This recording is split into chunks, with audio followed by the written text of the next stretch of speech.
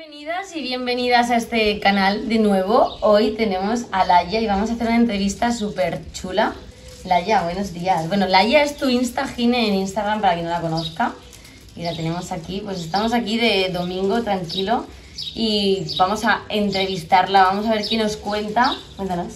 Bueno, Sara, muchas gracias en primer lugar, tenía muchas ganas de estar aquí, hace meses que perseguimos la entrevista y poder hacerla en directo contigo me encanta. Es que es mucho más bonito, además que ya nos vimos una vez en Madrid, pero nos vimos un ratito en el retiro y esta vez ya ha sido un fin de intenso y nos hemos podido ver tranquilamente. Exacto, así que nada, gracias por invitarme. Nada, gracias a ti por estar, que ya sabes que me apetecía mucho. Creo que va a ser una entrevista muy especial porque Laia es ginecóloga, trabaja en Instagram, tiene un perfil en Instagram bestial a todos los niveles, es obstetra de alto riesgo, ¿no? Y además ahora tiene su propia clínica, su propio centro. Cuéntanos un poquito, ¿cómo llegaste hasta aquí? ¿Qué es lo que te inspiró para ser gine? Si crees que cambiarías algo, cuéntanos todo lo que te apetezca. Uf, ¿por dónde empezar? Qué difícil, Mira, yo recuerdo siempre desde bien pequeñita que mis padres siempre me han recordado que yo decía que quería ser médico de siempre. O sea, de hecho, lo primero que decía era que quería ser médico de huesos. Yo tengo esta imagen como de mí diciendo, en plan, no, yo de mayor seré médico y médico de huesos, cuidar a la gente, ¿no? Hacía masajes, me encantaba, tipo lo que hacéis vosotros. Pero cuando llegué a la universidad y empecé a hacer medicina, pues más rápidamente me llamó la atención la hormona. De hecho, endocrino fue una de mis asignaturas favoritas, pero le faltaba algo, o sea, que solo fuera medicina, que solo fuera una parte médica, hacía que para mí le faltara un poquito de actitud al asunto. Y cuando pisé por primera vez una sala de partos, me quedé impresionada. O sea, bueno, lo que hacían los cuerpos de las mujeres me pareció impresionante. Y bueno, ahí es como empecé a enamorarme de la ginecología. Yo, para mí fueron las prácticas en la carrera. Entonces hice el MIR, tomé la decisión de hacer ginecología, me hubiera ido a hacer ginecología a donde fuera de España. Tuve la suerte de poderlo elegir relativamente cerca de casa. Empecé la residencia en Badalona, en una ciudad grande cerca de Barcelona, y ahí hice la residencia. En la medicina convencional y en la salud pública faltan muchas cosas. O sea, cuando empiezas a trabajar te das cuenta de que faltan, bueno, de que la manera en que hacemos las cosas en la medicina convencional probablemente se queda corta. Y una de las cosas que tenemos en la pública especialmente es que no tenemos tiempo con las pacientes y no nos da tiempo de explicar las cosas bien, de que entiendan sus patologías. Entonces hubo un momento que fue: ¿cómo hacemos para llegar a las mujeres mejor, ¿no? Y cómo les explicamos bien las cosas? Y de ahí surgió Instagram. O sea, yo recuerdo a mis amigas diciéndome, ostras, con lo que te gusta explicar las cosas, siempre que nos juntamos por la noche, si alguien pregunta sobre algo, acabas haciendo una ponencia de 25 minutos hablando sobre candidiasis. Tienes que hacer esto a un nivel un poquito más, ¿no?, más amplio. Y fue cuando me abrí Instagram. De hecho, yo recuerdo durante la pandemia, yo no me abrí Instagram durante la pandemia, o sea, de hecho, los que trabajamos en la pública, la pandemia no fue un momento para ponernos a hacer estas cosas, no tuve tiempo, pero sí que me acuerdo de hacer vídeos en Instagram, pues cocinando, haciendo mis entrenamientos, etcétera, en los ratos que tenía libres, porque parecía como que había un boom, ¿no?, en Instagram durante la pandemia.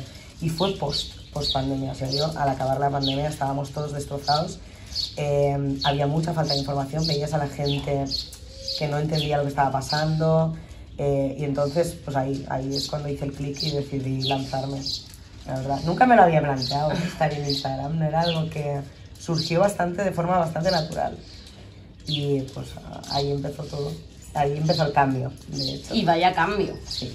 Sí, sí. Porque además aquí donde la veis tiene una cuenta, lo primero, súper enriquecedora y es muy, como diría yo, muy cercana. Y creo que eso es lo que diferencia muchas veces. Una de las cosas que siempre he visto en la medicina, que no tiene por qué ser en todo, pero bueno, lo más general es que siempre hay cierta distancia con el médico. Cuando hablamos además de ginecología, hablamos de una especialidad en la que la mujer se puede sentir muy vulnerable, ¿no?, porque no deja de estar abierta de piernas contigo. Sí. Y creo que tú reduces la distancia a lo máximo que puedes reducirla. Sí, también me ha costado lo mío, ¿eh? También Claro. ha sido un trabajo de transición importante. Te explicaba que, pues, mis adjuntos, recuerdo, pues, ¿no? Momentos de decirme, tienes que marcar esa distancia, ¿no? Yo soy una persona, pues, que toco a mis pacientes, les llamo guapas, les llamo cariño, porque creo que romper esa distancia me permite, bueno, construir una confianza que haga que conmigo estén tranquilas, que se pongan en mis manos, que confíen. Y recuerdo que era algo que se me reñía por hacer, ¿no? Entonces, romper con esto cuando tú vas creciendo y ya los que están por encima ya no tienen tanto que decirte porque tú eres la profesional, tú tomas las decisiones, tú decides cómo hacer las cosas. Entonces, poco a poco vas rompiendo, ¿no? Con estos tabús o con estas cosas impuestas por la medicina convencional, por cómo se tienen que hacer las cosas. El médico de la bata blanca, con pelo blanco, serio, que es el que sabe más que nadie, pues eso es lo que hay que romper, ¿no? Y yo me considero una persona muy potente a nivel científico, sé muchas cosas, y no quiere decir que por salir bailando en un vídeo en Instagram sea menos profesional que el que está serio en su consulta sentado, ¿no? Entonces, pero cuesta romper con esto también, ¿eh? Yo recuerdo al principio mis vídeos y ahora mis vídeos No son tiene nada que ver, ha son evolucionado. distintos, ¿no? Y de hecho la gente que me conoce siempre me decía en plan, ni siquiera hablas como eres tú en Instagram, o sea, salimos y tomamos una cerveza y no parece la Laia que está en Instagram hablando sobre Dios, ¿no?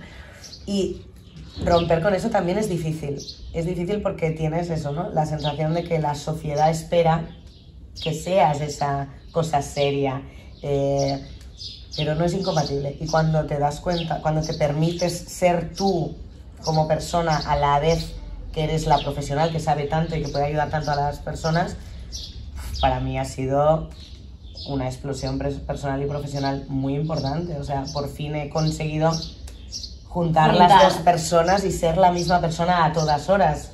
La que divulga, la que visita, la que soy yo todo el rato, y esto pues creo que solo puede hacerme mejor.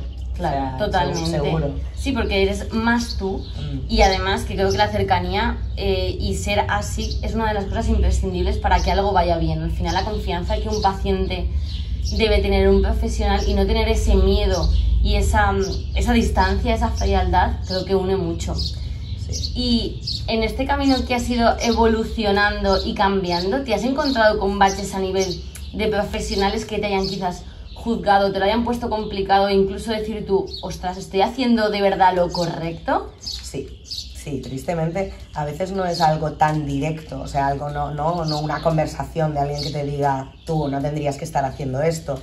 No es tanto eso, sino, bueno, ¿no? Pequeños comentarios o, ya he visto el vídeo, ay, pero, ostras, quizá con lo que hacías antes era suficiente, ¿no? Si salir haciendo directos, pues hablando como si fueran clases o...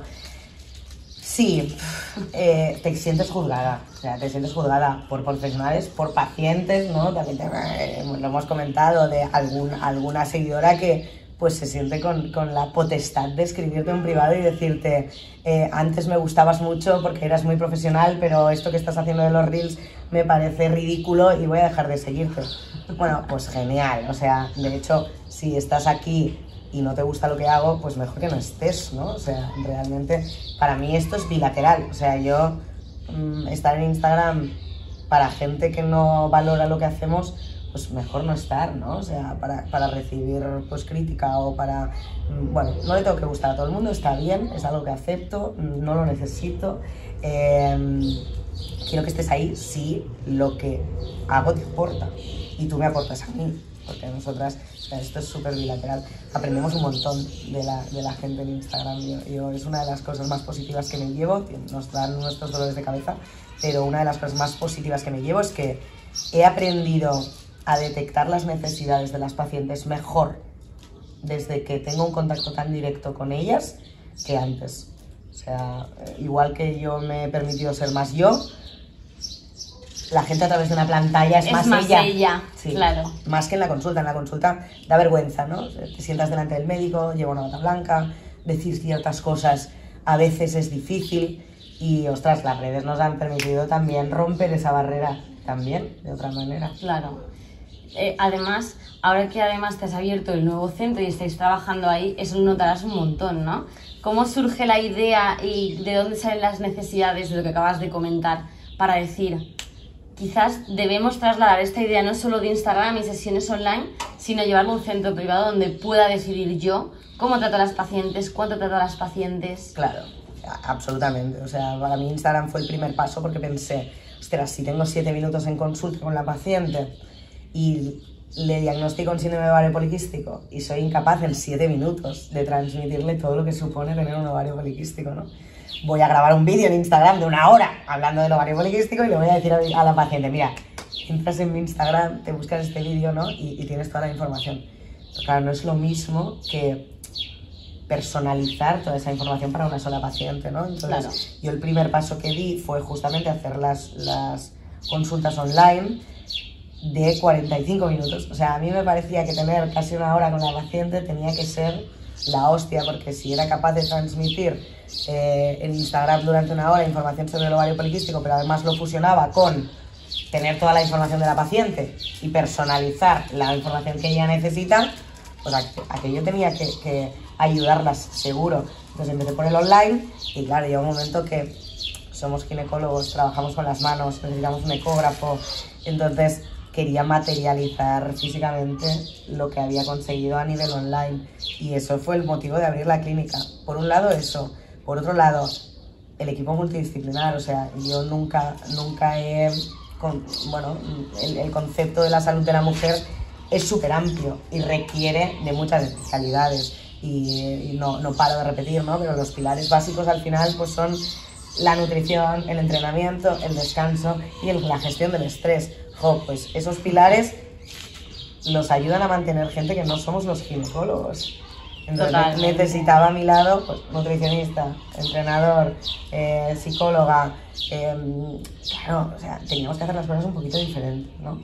Y esa fue la idea. Al final es lo que había hecho durante años de forma, pues ahora la envío a esta nutricionista, ahora la envío aquí, ahora la envío allí, no sé qué, pues facilitar tener todo junto y ofrecerle a cada mujer lo que necesita, que no es lo mismo para todas, pero, claro. Pero ahí tenemos la posibilidad de diseñar para cada uno. Claro. Además, aquí la importancia de que no hay realmente enfermedades, sino son pacientes, además exacto, con síntomas. Exacto.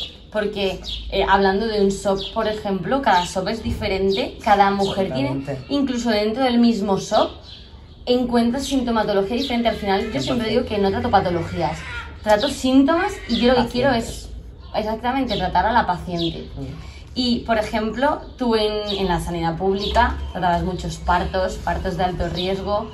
Cuéntanos, bueno, alguna anécdota, si te apetece, o algo de ese trabajo que ahora mismo no estás haciendo, y si lo echas de menos y si incluso te ves en un futuro pudiendo llevar eso a cabo por tu cuenta.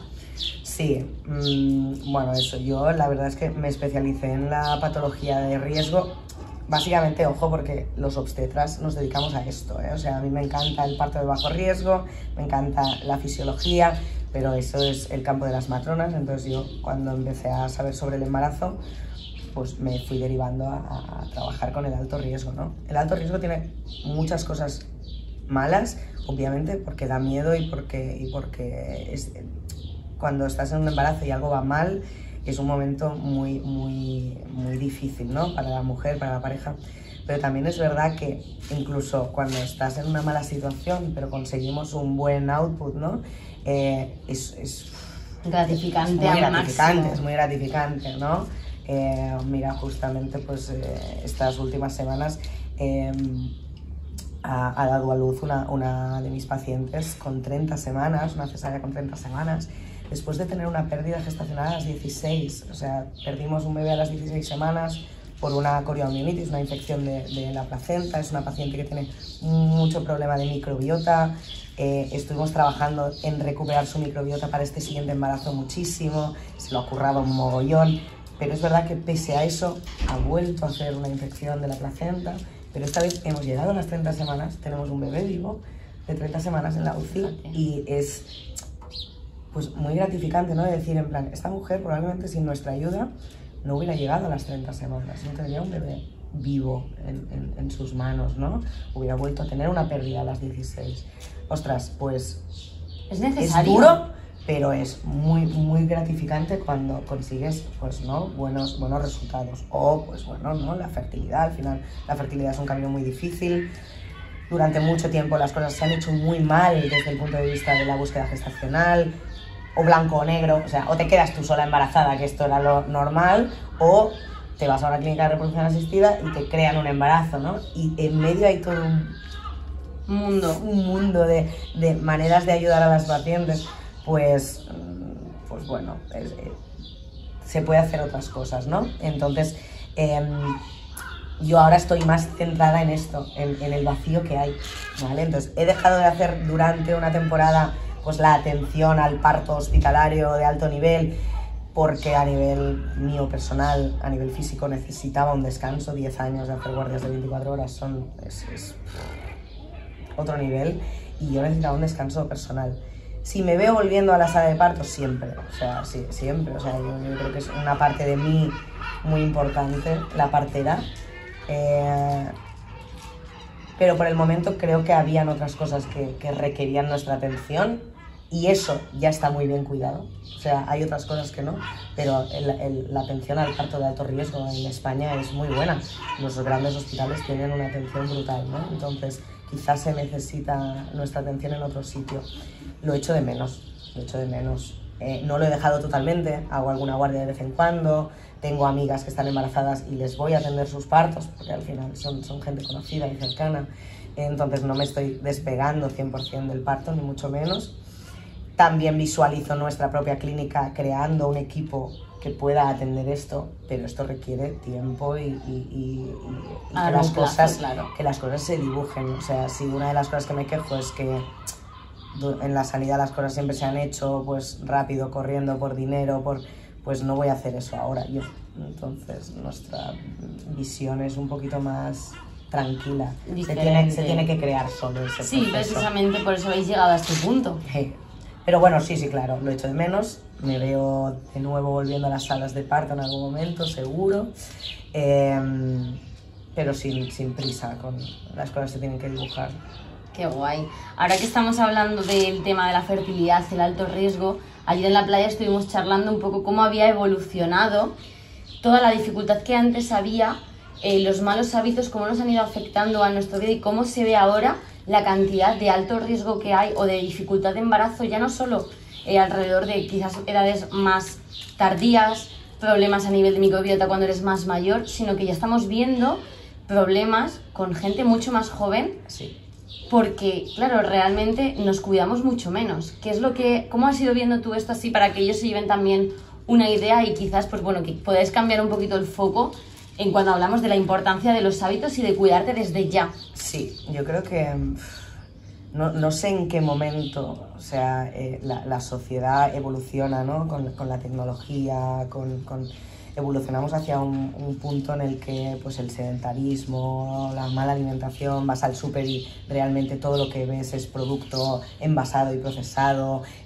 Bueno, llega un momento que de repente, ¿no? Hay un cambio social muy importante que nos lleva a cuidarnos menos, y no es culpa de nadie, es culpa de todos y de nadie, sí, ¿no? O sea, y nos ha pasado a todos, y esto ha tenido un impacto a nivel, yo le llamo oxidación social, ¿no? O sea, ha habido un cambio de paradigma que ha hecho que nos movamos menos y nos cuidemos menos a nivel nutricional, nos nutramos menos, básicamente. Y esto ha tenido un impacto en la fertilidad muy alto. Es un precio a pagar muy alto, ¿no? Cuando hablamos de fertilidad hay que tener en cuenta pues, que necesitamos 2 células que salen de 2 cuerpos y que esas células son además muy sensibles. El óvulo y el esperma son de las células más sensibles que hay dentro del cuerpo a notar los cambios negativos, a oxidarse, pues eso, ¿no? El paso del tiempo hace que todas nuestras células se oxiden, lo que decías tú de la edad, ¿no? O sea, obviamente ha habido un factor de retraso de la fertilidad a nivel de edad, y esto es un factor social. ¿Por qué? Pues porque a los 20 años parece que nadie está preparado para ser padre y para criar a unos hijos, ¿no? Entonces de repente a los 20 empiezas tu carrera acaba a los 30, te posicionas a nivel social, a nivel económico a los 35, y es el momento en el que se te enchufa la bombilla de, bueno, pues quizá deberíamos ser madres. Vale, ya vamos tarde a nivel biológico, ¿no? Pero no solo eso, lo que dices tú, incluso si decidimos ser madres antes, el estilo de vida que hemos llevado hasta los 25 ha hecho que nuestros gametos sean peores de lo que eran los de nuestras madres a los 25 años. No tenían, pues eso, ¿no?, tanta oxidación. Y esto hay que tenerlo en cuenta y hay que atacarlo y lo antes posible, ¿no? Yo creo que nuestro objetivo tiene que ser que las adolescentes entiendan que lo que están haciendo con sus vidas va a impactar a largo término en su vida, ¿no? A todos los niveles, a nivel de fertilidad, porque es nuestro campo, pero a todos. O sea, tenemos más cáncer que antes, tenemos cánceres, mujeres mucho más jóvenes, ¿vale? Por lo tanto, impacta en nuestra salud a largo término a todos los niveles, no solo en la fertilidad, ¿no? Que la fertilidad es un campo muy importante. ¿Por qué? Porque al final, como sigamos por este camino, entre comillas, nos vamos a extinguir. O sea, es que la fertilidad es necesaria porque es la manera, o sea, es una de nuestras funciones principales, es la manera en la que sobreviviremos como especie, ¿no? Y hay que volver a ser conscientes de que no nos cuidamos. Claro. Y no sabemos cuidarnos, que esto es lo más difícil. Peor aún, exactamente. Además que juegan entran en juego un montón de factores que ya no solo dependen de nosotros, sino pues de nuestro trabajo, la sociedad, el ritmo de vida que te acompaña a tirar a ese punto, ¿no? Exacto. Entonces es algo importante. Es algo difícil, además, yo en consulta es una de las cosas que me encuentro más, ¿no? Nosotros somos privilegiados a la hora de tomar decisiones que nos permitan cuidarnos. Y esto es algo que tenemos que tener muy en cuenta, ¿no? Yo en consulta veo mucha gente que no tiene los mismos privilegios que yo. O sea, para mí, dejar las guardias de 24 horas, tomar decisiones para poder tener mi propia empresa, hacer las cosas como yo quiero, todo esto es un privilegio. No todo el mundo puede hacerlo. O sea, yo entiendo que cuando toco el tema de gestión del estrés, pues muchas veces detectamos que el problema es su trabajo. Claro, pero no puede dejar su trabajo, ¿vale? Por lo tanto, lo que nos parece como muy coherente, ¿no? De haz ejercicio 1 hora al día, come bien, come productos ecológicos, etcétera, deja tu trabajo y vete a trabajar online en la playa. Es muy tópico, es muy complicado y no muy se puede, bonito, claro que pero sí. Es verdad que no todo el mundo tiene el privilegio que tenemos algunos de poder tomar esas decisiones, ¿no?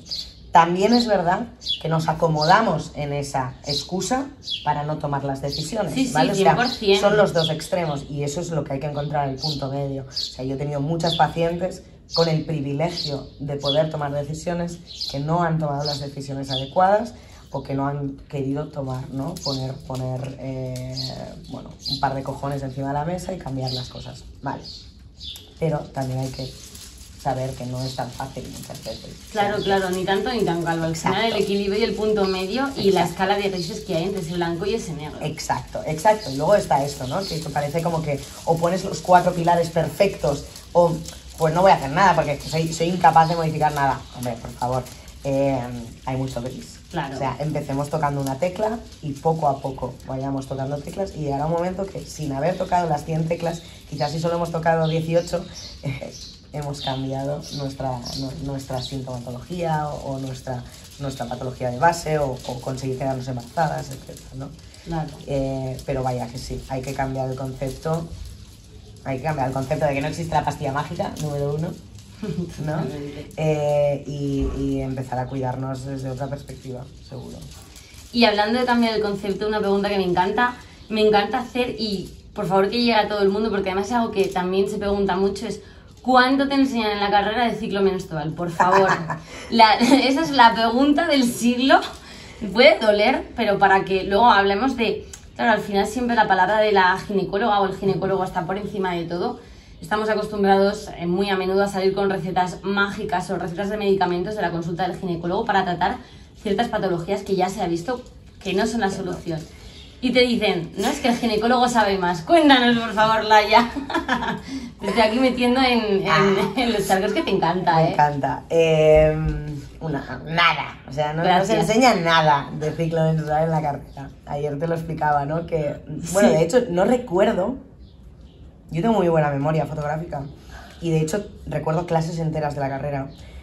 Recuerdo diapos, imágenes de diapos. Tengo mis apuntes, de hecho, de la carrera aún y nunca he encontrado dónde se me explicó el ciclo menstrual. Y es algo heavy, ¿no? De decir, muy heavy. Hablas de fisiología, hablamos mucho de fisiología. De hecho, sí que recuerdo, por ejemplo, en primero o segundo de carrera tenemos una asignatura completa de embriología. O sea, estudiamos desde el punto en el que el óvulo y el esperma se encuentran y la creación del embrión en todas sus etapas. O sea, lo que pasa día a día durante las primeras 8 semanas de gestación, ¿no? Y es una asignatura muy bonita, que la haces en primero de carrera, que no eres consciente del impacto que va a tener esa asignatura si, por ejemplo, eres obstetra. No te vas a acordar de eso, pero la haces.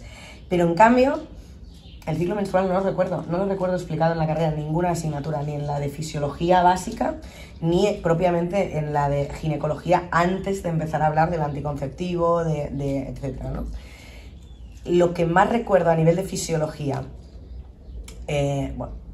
fisiología entre comillas, fue llegar a la residencia y mi R mayor, el doctor Ríos, en ese momento era R3, me explicó el déficit de progesterona, pero desde una imagen un poco, pues, bueno, muy medicalizada, ¿no? Porque que es como nos la han explicado toda la vida, ¿no? Que es, a veces vendrán mujeres que no les ha bajado la regla y tendrán en el ovario un quiste acumulado, que en realidad es la ovulación que no se ha roto, y no les va a bajar la regla porque no habrán pasado por esa fase lútea, ¿no? de progesterona.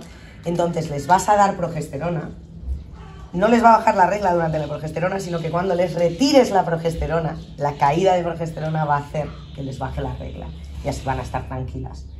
No le habrás solucionado la patología, sino que habrás hecho falsamente una fase lútea y les bajará la regla, ¿no?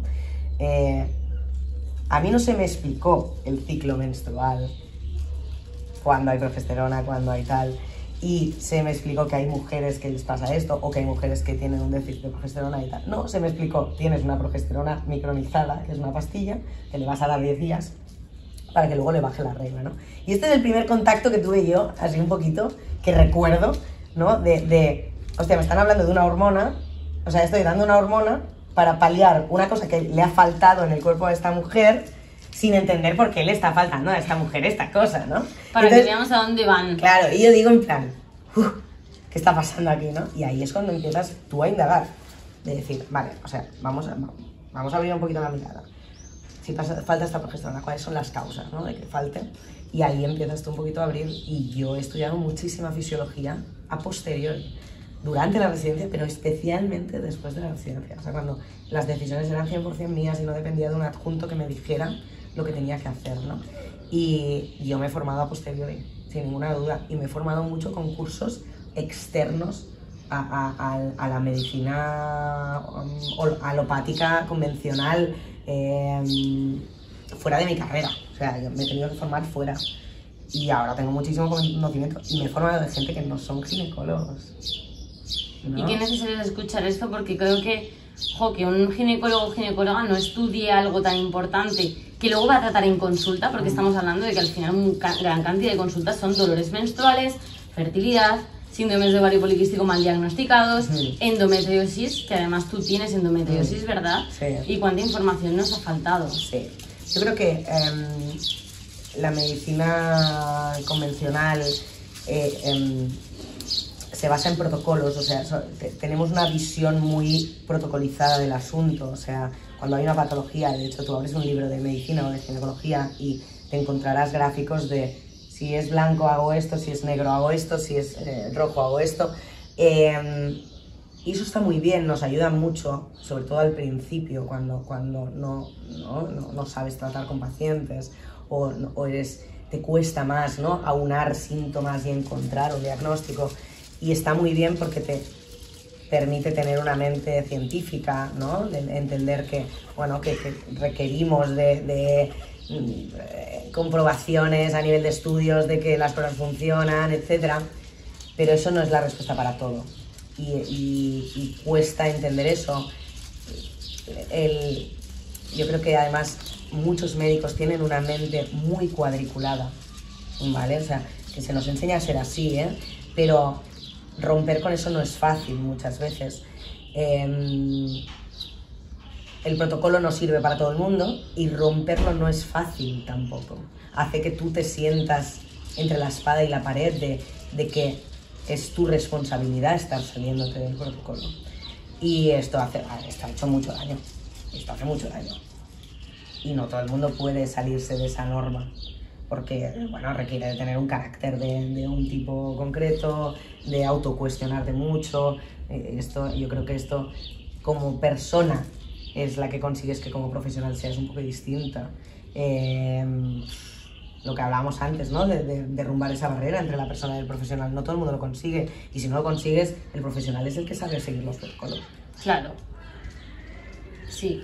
Además que al final es lo que muchas veces buscamos, ¿no? El manual con la solución, y al final volvemos a lo de siempre, que no hay patologías, que hay pacientes con ciertos síntomas, patología o enfermedad. Exacto. Entonces es muy importante. Además, acabamos de decir que tú tienes endo. ¿Cómo es tu vida con endometriosis y cómo ha cambiado así como rayito? Yo siempre, además, cuando alguien me viene y me dice, jo, me han diagnosticado endometriosis, vienen además muy tristes, además muchas veces con una calidad de vida muy bajita, y yo siempre hablo de ti y de Sandra diciendo, en realidad, por supuesto que cada persona es un mundo, pero se puede vivir con endometriosis bien, con calidad de vida. Sí, a ver, mi endometriosis es leve, número uno, o sea, yo tengo la suerte de que siempre ha estado bastante controlada.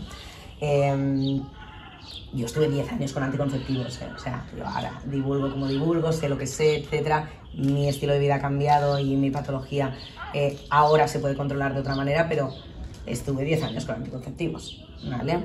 Pero eso también me hizo ver el daño que pueden hacer en mi cuerpo, o sea, es una de las cosas que aprendí en mis propias carnes, ¿no? Falta de información, número uno. O sea, yo no tenía ni puta idea de la endometriosis ni de cómo gestionarla cuando estaba en la carrera de medicina o incluso durante la residencia. O sea, yo he aprendido a cuidarme de 4 años ahora y ya era médico hace 10, ¿me entiendes? Entonces, si para nosotros es difícil encontrar la información correcta y tratarnos bien, imagínate para la población general, ¿no? Para las pacientes de nuevo diagnóstico. Repito, no tenemos tiempo en consulta, no explicamos bien las cosas, hay mucha falta de formación hacia los propios profesionales, o sea, se conoce poco de la enfermedad.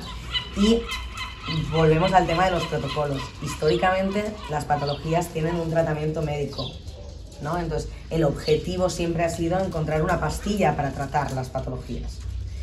¿Qué nos estamos dando cuenta ahora? Pues que hay patologías de este tipo, como la endometriosis o el síndrome de ovario poliquístico, que tienen una base inflamatoria, metabólica, o sea que va mucho más allá de una patología que puedas tratar con una pastilla, como puede ser un anticonceptivo.